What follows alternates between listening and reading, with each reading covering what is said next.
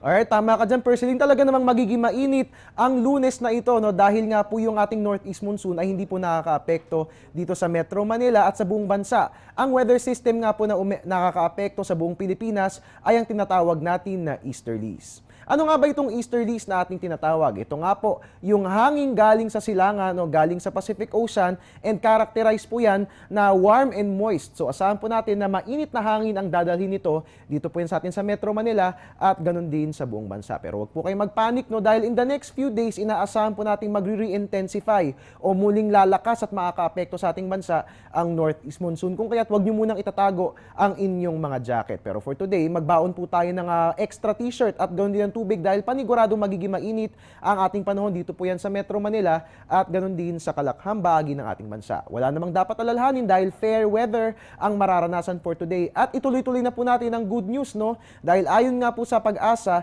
wala po tayong namamataang weather disturbance sa Philippine Area of Responsibility ngayong araw at asang magtutuloy-tuloy ito for the next 2 to 3 days. So yan nga po nga asang lagay ng panahon for today. At mga kabayan, dahil pumasok na nga po tayo sa buwan ng Pebrero, alamin po natin yung mga changes na mangyayari sa lagay ng ating panahon. Ang mga detalye sa pagbabalik ng aking ulat. Teng, ang package. Ma'am, sabi ng Air 21 on the road na. Ano, Teng? Ang package. Ma'am, sabi ng Air 21 na receive na. Okay, very good.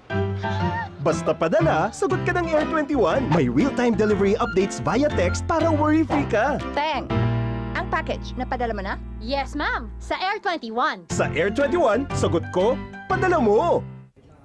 At mga kababayan, ngayon nga po'y pumasok na po tayo sa buwan ng Pebrero, kung kaya't asahan po natin na marami ring changes na mangyayari sa lagay ng ating panahon. Meron nga po tayong 3 major changes na inaasahan ayon sa Pag-asa. Una nga po, asahan po natin na mas bababa pa po yung mga temperatura at mas lalamig pa ang ating panahon dahil nga po ang northeast monsoon, ito po yung peak season niya, yung buwan ng Pebrero. Pero for today, no, exception po ito dahil nga po ngayon ay may easterly, so asahan po natin na magiging mainit ang ating panahon.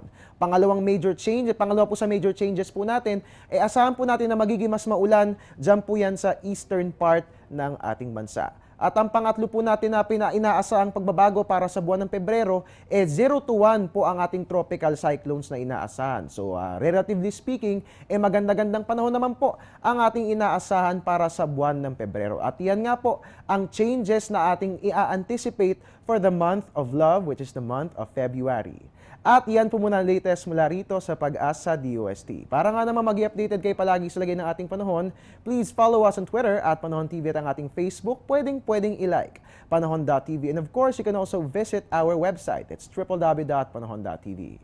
At your service pong new weatherman, Harry Bayona, nagpapaalalang tiwala lang. May tamang panahon ang bawat pagkakataon. Perceline, may plano tayong magkape, no? Pero dahil magiging mainit ang ating panahon, siguro mag-juice na lang tayo. What do you think?